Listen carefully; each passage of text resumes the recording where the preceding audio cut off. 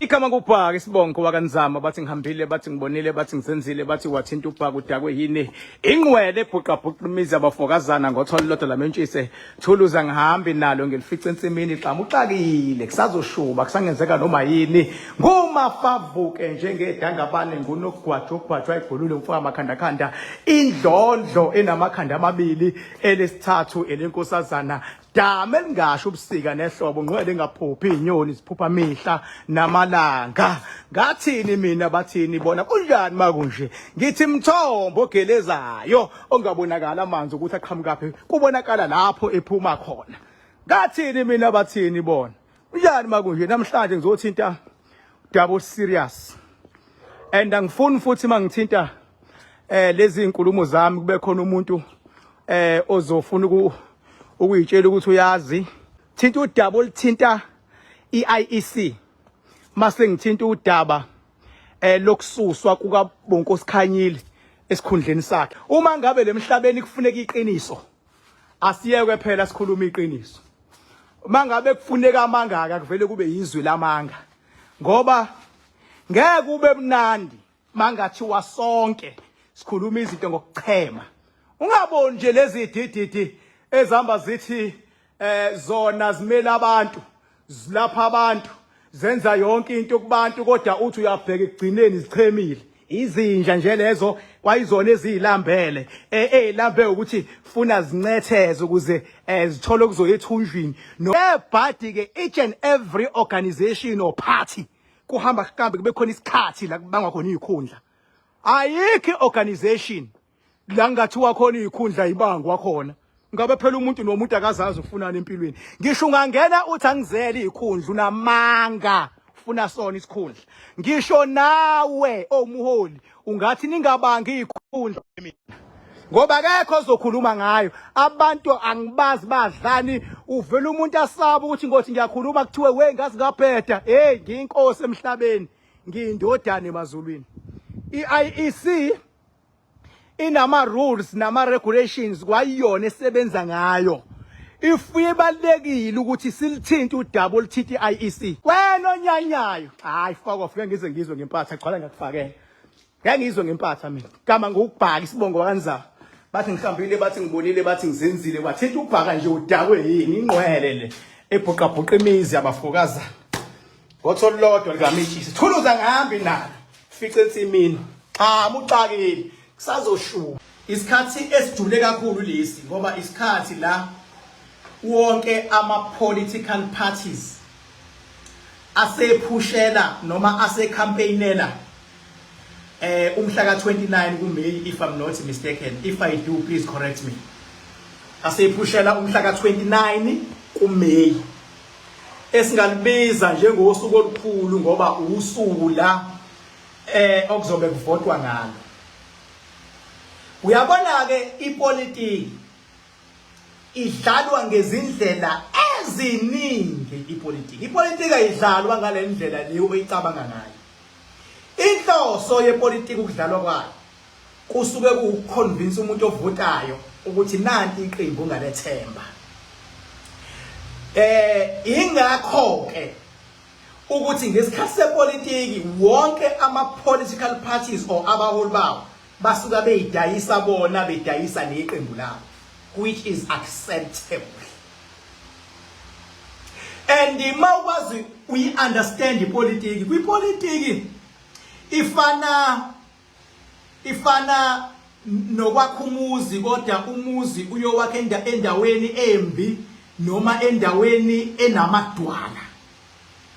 uma wakha umuzi endaweni enamadwala noma embi kumele uthole iTLB or iexcavator ezokwenzela ifoundation ithi abiva msile ukuhluleka uma indawo iyimbi kakhulu kodwa kuyaye kufuneka iexcavate mayisitholakalile iexcavate iyasebenza uma iqeda iexcavate simase kwakhiwa seyisimbili siza yawo umgwaqo ongenayo iyathathwa ihanjiswe ayisadingeki lekade ihirishwe khona kuyenzeka omunye uthola ukuthi akayihirishanga excavate eyakhe uma kweyakhe ngoba uyabona ukuthi usayidinga ngenye ilanga uyayigcina vele yakhe escavetti. So ipolitiki it's similar to that. Kunezikhathi zobunzima nizokhumbula ukuthi siqhamuka kuphi, siqhamuka esikhathini la khona kade kuyingcindezelo. Ngesikhathi sicindezelekile bafethu khona amasosha abizwa ngeMK oyiwona adela impilo zawo bafethu lapho likhona siyawazi amandleni nalabe sebalala their soul may rest in peace. Nini nisaphila bafethu sibonga ukuthi nabo uyaniphila nanivikela izwe nanamanje nisaphila siyabonga masosha omkhonto lapho. Kodwa abaningi benu abaphilanga. So amasosha ayelwa should aye actor as excavate elwelani ubandlululo lathola elwela inkululeko ngesikhathi sobandlululo yatholakala inkululeko ngokwesigaba sayo. Angifuni ukuthi yatholakala nje all together ngoba ukukhululeka enye into, kodwa ngokwesigaba esithile yatholakala inkululeko. Njengoba etholakala inkululeko akusadingeki iexcavate manje ngoba umgwaqo vele usumbiwe, very foundation has been laid. Yabona sekuvele sekutholakele vele sekusebenza into eningi vele akusaliwa kangako. Imistake eyenzeka amasosha omkhonto angabhekeleleka ngendlela. Yangizwe ngibanya nkumo yami. Angisho ukuthi awabhekelelwanga ngoba khona athola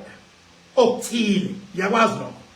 From uhulumeni wentando yeningi akhona amasosha athola okuthile kodwa angabhekeleleka ngendlela.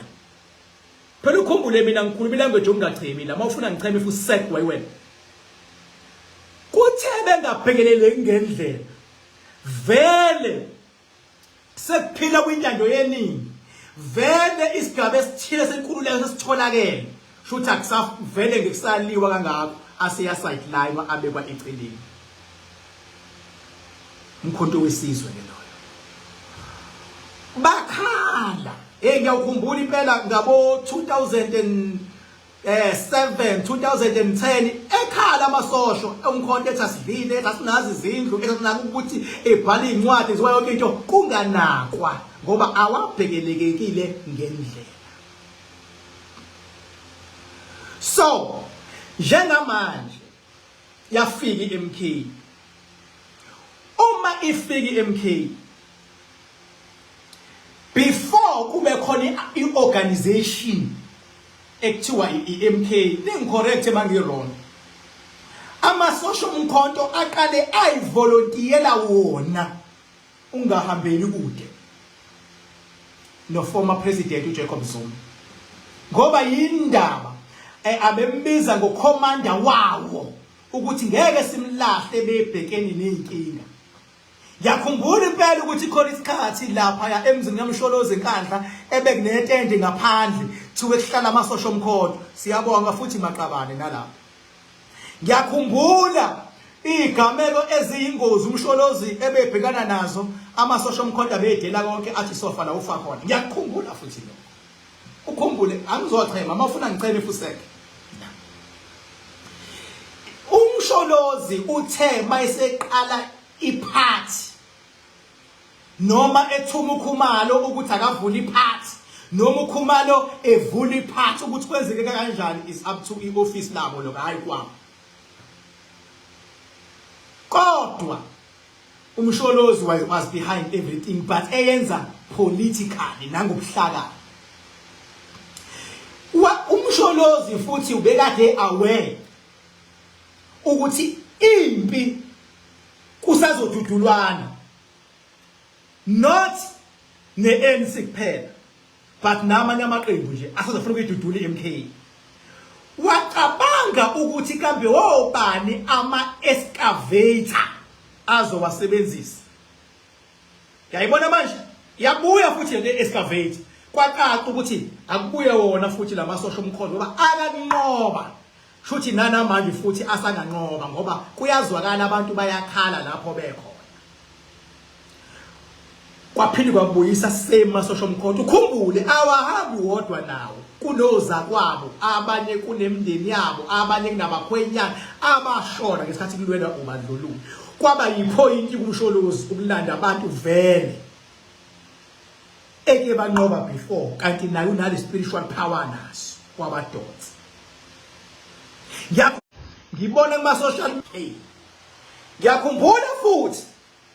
ngibuka ku social media ekhuluma open, angaze ngimbone umuntu mina oqhokwa kanjiya, kodwa ngamkhumbula eqoka enye insizwa yakakhanyile le ngizokhuluma ngayo. Wathi kuyona ezangalaleni, wathi njengamanje wena ngizokhampeyina nawe. Yaqothoza le yansizwa leya, wabona ukuthi ayisenendaba neqembe kulona ngaleso sikhathi. Yathi isaplana ukuyosula eqembeni yayikulona, lagijima phambili iqembu lavele lathi liyamxosha. Ngoba malithi liyamxosha lizothola amandla, kanti bengabethi uyasula lokho kuzowehlisa amandla eqembini, lavela lathi liyamxosha leli iqembu ayekade kulona. Umsholozi eyithandile leyansizwa, umsholozi ewathandile amasosha omkhonto, ingoba uyalazi igalelo lamasosha omkhonto makuthiwa kubhekwe nempi noma ingayiphi indlela. Uyasazi futhi ispirit samasosha omkhonto alele kobandayo. Pho akhetha uKhanyile? Ingoba uKhanyile uyalazi igalelo lakhe. Phela bafethu asingashaya ngathi uKhanyile simazi ngoba sekuyi-MK. Akekho umuntu but there are very few abantu abangamazi ubunkosi Khanyile esalwela ifees must fall. Uyaziwa ukuthi mayelwa ulwa kanjani. Ubonkosi Khanyile umthatha include intweni yakho ngoba usuku understand ukuthi uzodlala yipi party, umthatha umazi.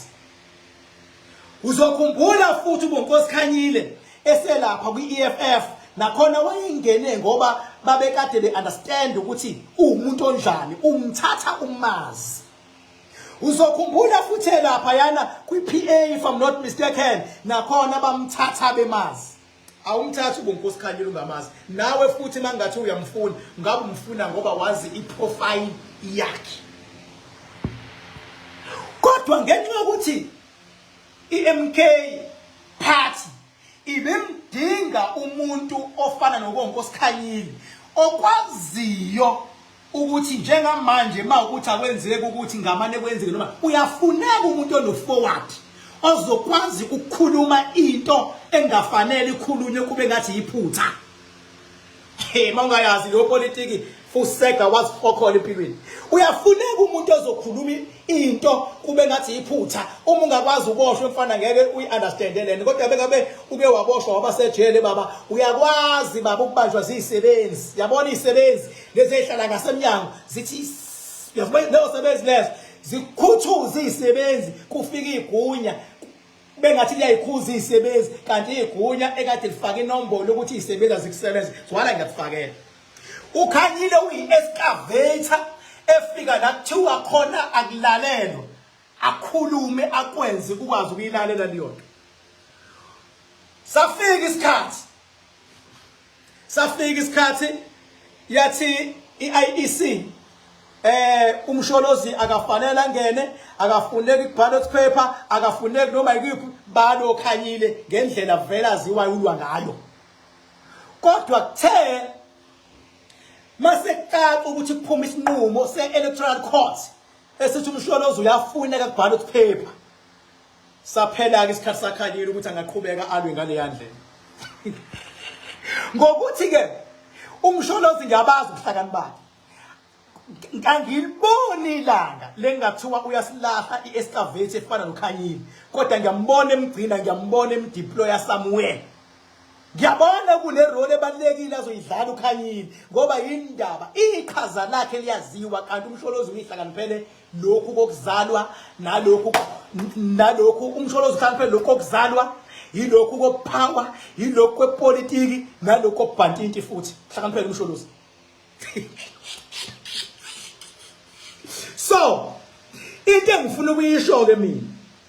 uKhanyile hayi ukuthi kwi-MK ususwa ekubeni upresident ngoba kuthiwa uvubheda, kodwa isikhathi salempe beyilwa esesidlulile ngoba sekumele kuyovotwa manje. Akufanele ama opponents athola intuba yokungena agcine ehambisa iMK kuthiwe khona lo president we youth yeni uthuke ubani segqigqwa inkantolo sekufuna iMK manje lwela ukhanyile kufuna idlale ipolitiki ehlakaniphileke iMK lapha kodwa la politiki ifana neyakhe uformer president ngiyayibona mina ngiyayibona futhi into eyenza ukhanyile vele athule angafuni ngisho ukuphefumula ngokususwa kwakhe ingoba understand ipolitiki ukhanyile uyinkunzi khanyile khumbule mina ngicheme uyinkunzi ke la ukuthi yabona ke manje ngizongena kwi-IEC ke manje IEC ngqo uyabona i-IEC mongayifanisa icishe ifani nathi jwa mina ngoKing Bhaka wonke umuntu unelungelo lokuza kumina azothola usizo and izinga lami lokusiza abantu phezulu kakhulu as long as mawuzongilalela azongilalela ngoba ngikhuluma into engeke iziyenzeke so i-IEC kumele ibe phakathi nendawo so ibisakwenza ke lokho kodwa nayo inawo ama rules regulations structure everything you may call it inawo ayihlanhlathi phela nayo inawo ama guidelines ewaguidayo futhi IEC ungizwe kahle mfethu la ayikho wrong iIEC uma kunento eyisuspectayo ukuthi lokhu kungenzeka kuphazamise ukhetho ake sikulungise kuse-early noma sikuvimbe kuse-early ayikho wrong iIEC la uma iIEC ithi hayi khona umthetho othi lo mthetho othi kungenzeka sishayisane nalomthetho othi uma ngabe former president simfaka i-ballot paper kungenzeka because i-IEC phela nayo isebenza ngokuthi obani abaqualifyayo ukuthi amaqembu abo angene ayikho wrong according to me ayikho wrong ngoba nayo into eyithusayo ifuna ukuthola ukuthi ngabe ku wrong lokho noma ngabe ku wrong ngenhlanhla nayo ayiphethe ngoba ikhona leya court engamele lezi zokhetho i-electoral court if I'm not mistaken ibona ke abantu abazocacisa uma iIEC ingenayo isho ukuthi kwenzakalani la ngoba ikhona lo court so ngokwami iIEC mayithatha umsholozi noma umsholozi bethatha iIEC eyisa kwinkantolo yezokhetho akekho wrong umsholozi because akaliboni iphutha neIEC ibona iphutha akekho wrong umsholozi la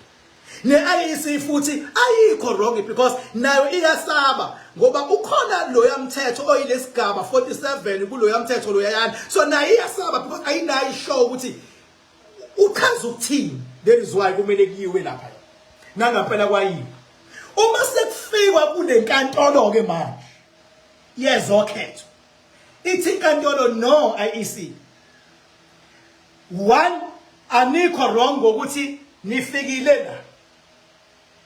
ukufika kwenu la anikho wrong kodwa sicela ukunitshela ke manje uMr Jacob Zuma unelungelo lokuthi abe kwi-ballot paper lo mthetho othi nini unithusile akufanele umthusi batholakala nethuba la abameli beyichaza khona nathi futhi sigcine sifunda something nathi sigcine sifunda mina ngifihli something anikho wrong naye futhi uJG naye akekho wrong kodwa sesiyanitshela ke manje IEC umsholozi kumele abe khona kwi-ballot paper ayikho into ephambene ngo1 no2 no3 abameli bayipresentile yonke abameli bayipresentile yonke into hambani niyoqhubeka nokhetho nibale nibe fair ukhetho lube free futhi nina lokani nibe fair sekumele kushawe izandla ke la sekumele kushawe izandla phela ngoba into ebengayiqondi sebeyiqondile. Sewuqala kuphi IEC ukuba wrong ngendlela yawo? Uqala mawuthi hayi ngeke. Inkantolo yokhetho kwayiyona wrong. Hayi ke lalela ke baba. Uyabona ke once waqala wafila ukuthi dlulisa icala lomuntu isuke ikhonto ekuphushayo. Izwa ngami, khonto ekuphushayo. Uyabona once kwafika umuntu waqhekeza wantshontsha waba nokufakaza ukuthi ukuhlukumezile icourt yamchitha unelungelo lokudlulisa lecala ngoba lo muntu ukuhlukumezile manje umsholozi ngikho aware ukuthi iIEC yini le wrong ayenzile kuyona kodwa akufanele iIEC ivume ukuthi noma seyichazeliwe ukuthi umsholozi akabe kwi-ballot paper akufanele yona iveze ukuthi ngathi khona impi eyilwayo. Angisho ke mina ukuthi khona impi eliwayo IEC kodwa ngithi akufanele iveze engathi khona impi eyilwayo. Kufanele ngoba ukudlulisa icala shuthi khona impi eyilwayo it's like khona umuntu othe hayi ke ngixole bandla network inokuhlupha hlupha ukuthi ngikhuluma into ethe ukujula jula namhlanje.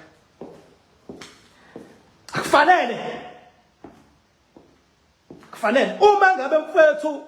ungayiboni indlela engibona ngayo uzwe kahle ngithi ukuyisa kwinkantolo yezokhetho beku right ngoba nayo khona ama answers ebiwafuna kodwa akusewona umthwalo wayo. Let's say mhlambe ke uyangena ufoma kanti khona abalwayo ngekusalwiwa nayo yona kwenzekile okuright kwayiwe court wakhishwa phambili akusekona okwayo sekomthetho lokho kodwa mayidlulisa. So iIEC mina ngithi ayiyeke leyanto. Isizathu ukuthi ngithi ayiyeke leyanto is because noma kungenzeka ini iwine kwi-concourt kodwa ukuwina kwayo lapho isikhombisile ukuthi ubulungiswa ngeke busaba abantu ngeke basayithemba.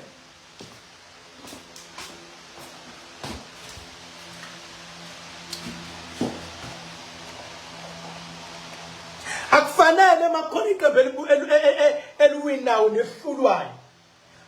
kube ngazuthi kwenzelele. Ukhumbule ngeke ngakhuluma into ejule kakhulu mina ngasho ngathi ama spirit ANC ngiyawabona futhi ngiyawabona ukuthi anamandla futhi ngiyabona ukuthi ama spirit ANC spirituality sakhona asikakayilahli iANC. Ngathi mina iANC mayingehlisa umoya yonke into ezongengqondo ngendlela isazobuya futhi kwi-national isazobuya. Okusho ukuthi akudingakali ukuthi ngelinye ilanga uma sekuthiwa nansi ibuye iANC sekuthiwa hayi vele iEC uyirobhelile kodwa isinqumo sika-IEC sokuthi kuthi noma inkantolo seyithe iqhubeke ibeke itshe phezu ka-former president, mina as Kimba angihambisani nalo njengomuntu ongachemi angihambisani nalo.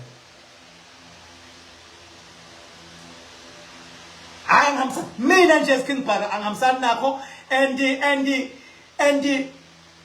mina all along bengibhilivela kwi-IEC all along ngoba oqophe hlale ekukhalwa ngabo bengithi mangibabheka mina ngibotha hayi la kunepolitiki edlaliwe lapha badlala ipolitiki kodwa iIEC yona iclean bengibhilivela kodwa lento leyo kulwa lento izoyidenta iIEC izoyidenta kodwa ngiyabelieve ukuthi ke lapha akekho umuntu ongawenza amaphutha emhlabeni futhi akekho umuntu onga-acti ngendlela ebengayilindele ngenxa yencindezi ethile kodwa empilweni you must always try by all means to be sober as much as you can ngoba uvulula umsebenzi we-IEC ukuba kuma-guidelines bese beqikelela ukuthi babala ngendlela amavoti abantu aphephile kuyabalwa ukukhwabanisa bayagada bagada yonke into umsebenzi wawo IEC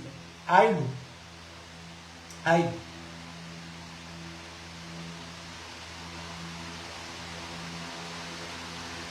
Khana nje mayiphinga ngisayithemba ihlobo iIEC mina ngisanakho ukuyithemba ngoba ngisayithemba mina ngoba ngiyazi ukuthi emhlabeni ayekho umuntu ongalenzi iphutha kodwa ngiyazi ukuthi abanye bayafunda from emaphutheni abo yabo nama ngisho ukuthi okushiwo yimina ingakho mangikhulumela isayidi lami ukuthi mina ngiyibuka kanje ngivume futhi mina noma ngathiwa kudlalwa ngopresident kaMaphosa ngeke ngize ngivume hlale ngisho defender futhi ngeke ngivume and futhi angifuni ukuthi ngithi iANC exambukelile cha ngifuna ukusho lokho kuIEC nje iANC mawukhola uPotsho vele ipolitiki njalo ayikho wrong iANC mayingaqambukela kwiIEC futhi phela nayo ngabe ikhombisa ukuthi inamandla neMK futhi mayingaqambukela ayikho wrong nayo neIFP mayingaqambukela vele phela mangathiwe iIEC ayiqikeleli akekho umuntu ongaqambukela bethola ithuba akekho kodwa yona funa igadi ukuthi akungaqambukelwa hayi nawe mfethu mongalithola ithuba vale ngakufakela ngaqambukela na ingakho mina ngohlale ngima ngoba ngazi amandla enginawo emhlabeni ngazi amandla enginawo emazulwini ngazi indlela engikwazi ukulwela abantu ngayo hayi ngiyalwa mina ngiphathi bona mase ngithe fikani bantu bese beyafika noma kuthiwa ukuhamba nasiphi isilwane hlanga ikhahlele lona ngomakhanakhana noma kuthiwa bathi babophile kanjani mozongilalela nje khahlele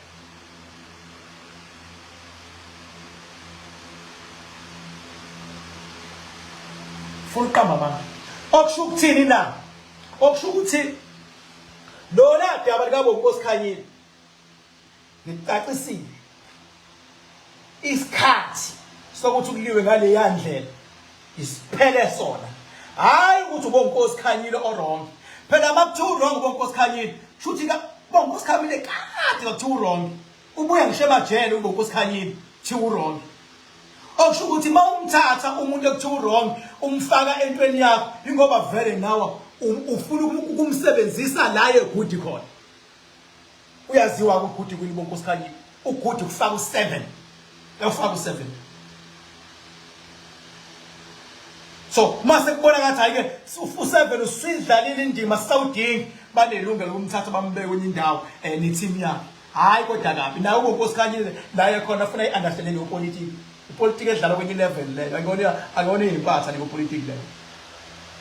omunye bezobawuza bebe noma abanye bebezomkhipha mhlapha bamsuse mhlapha kodwa uyabona ukuthi ubonkosi akasuswanga mhlapha akasuswanga mhlapha hlale phansi nje wafundisa ipolitiki wabekela wahabula wayithatha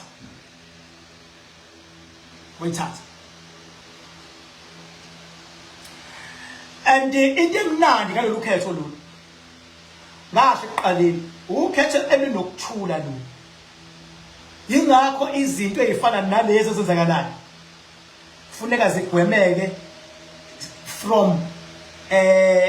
the IEC, from the commission itself ngoba ifuneki nje into ezogqugquzela nezokwenza ukuthi kubonakala ngathi kufuneka udlame asifune dlame kulolu khetho show me looking back amalungu ANC nabaholi bawo abehlisa umoya okwamanje umoya bangatatazeli behlisa umoya phansi bese ziyevotini thina soyikhuluma seyibuye evotini ziyevotini ngenhlanhla ngoba sikhona uma ngabe ngithe ngikhuluma wese ngathi ngichemile angiqondile ukuchema nhlobo kodwa iqiniso kufuneka la ukhona noma kuthiwa uyisikhulu esingakanani ulalele limnandi uphinde ulalele futhi li against wena lilimbi kuwena ngoba nje ngikhuluma nje bakhona abazonyatheleka bakhona futhi abazojabula kusasa mase ngibekela kusasa iqiniso ukhona futhi obejabule namhlanje ozonyathela ngoba angingi ukuthi wena ufuna ngithini ngiya ukuthi iqiniso lithini mangabe ziya kwinkantolo yezokhetho belingekho iphutha ngoba IEC khona abengayiqondi engayi-understand naye nomsholozi khona bengayiqondi engayi-understand ukuthi kanjani ngenhlanhla baya bonke kodwa after isinqumo salapha there is no more need kubule njalo ngolosithathu ngisena ba-44 Rich mawuza kumina noma nje mfethu ungangangifonela nje uvela ufike ulosithathu mhlawumbe ngikhona mhlawumbe ngolosithathu bese kuthi ngomgqibelo ngolosihlanu full day ngilapha edamini abantu abangifunayo abafuna ukusetshenzwa yimina ngomakhandakhanda ndlela yami nangenye indlela beza ngolosihlanu bangeza na ngolosihlanu kuRocky Ridge kusuke sekusuka la sekuyiwa le kodwa ngisuke ngizosebenza le from 12 o'clock ngesabathu umgqibelo ngiqala kuRocky Ridge bese kuthi ngo2 sengiyasuka ngiyosebenza laba ababhuke ukuya edamini sebenza edamini manje King Bhakanza Madam kwesamakhandakhanda isigodi sebenza khona bantu basebenza ngendlela yami ngoba ngifuna ukwenza show angifuni ngenye ilanga athi umuntu hayi King zamba kancane into zami mase ngithi hayi wena ungenzi ngendlela imile efuna ngikwenze because umuntu usuke ehamba nentelwayo makuthiwa enza intelwayo ibuye ikwenzise ngendlela yayo kanti imile efuna ngilwe nayo ngilwa lapha edamini ngilwanile edamini ngolosihlanu umgqibelo uma ngabe ungisendela uWhatsApp ubhale ubhuke into oyifunayo uma uthe uyafona wangithola ecingweni lungile bhala mawungabhala ubhala ngangaphendula fike address number 44 Rocky Ridge Road hilare Mount Vernon eDurban uyazongithola khona ikhona ke la ila ngihlala khona ke la ikhona ke mangabe ungazi abanye bayazi abanye abazi ngeke nazi nonke ikhona la 44 Rocky Ridge Road hila papa yini ngizokhuluma futhi nani ngolosithathu papa yini number yami 0798130260 uyangi WhatsApp uyabhala ungafoni futhi ngo WhatsApp uyabhala uma kwenzekile wafona ngangalibamba obhala makwenzekile wafona ngalibamba kungcono ngoba ngihlala ngibusy kungcono ukubhala abanye akazi ukuphendula uma ngabe ufuna ukufaka imali uqale ucele ivideo call angikhulumi kwi-inbox ku-Facebook akumaningi ama-scammer lapha khona abathi angazi ngo-300 uzothola athi umuntu uking phaka ngo-6 afaka u-300 faka u-600 angiyenzi leyo nto ngiyezi mina nto ayikho into ekuthiwa ngithi nginepesheni la ku-Facebook angikhulumi ngepesheni la ku-Facebook mangabe uzwe kukhunywa ngepesheni okwazi akumina lo scam ngiyakuthayimisa nanje uNomusa Mseli uthi siyabonga Nzama ngiyabonga nami Nomusa nangiyana phayana ukhulekani Pendo Pendo uthi ngithi wosiyana ngithi wola lapho Pendo my brother nanja uThembisa Gamede uthi ngithi wamuhle umuzi wakho ngicela ungiqashe my king ufuna ukwenzani mfethu khuluma phela awutshele mina ku WhatsApp ukuthi yini lofuna ukuyizwa le number 44 Rocky Ridge Road eHiran King Bhakanza Palace yini lofuna ukuyenza khona iseDurban la ngikhona nanga laphayana ubani loyana bathi uphela usisi and is watching nanga uPinky Madonsela laphaya ubuka nje inkosi yakhe nanga usiphesihle Musa Zulu uthi ngithi my king wona siphe kanti lapho mfowethu papa yini bafowethu nginikhonze ukubhubha thank you.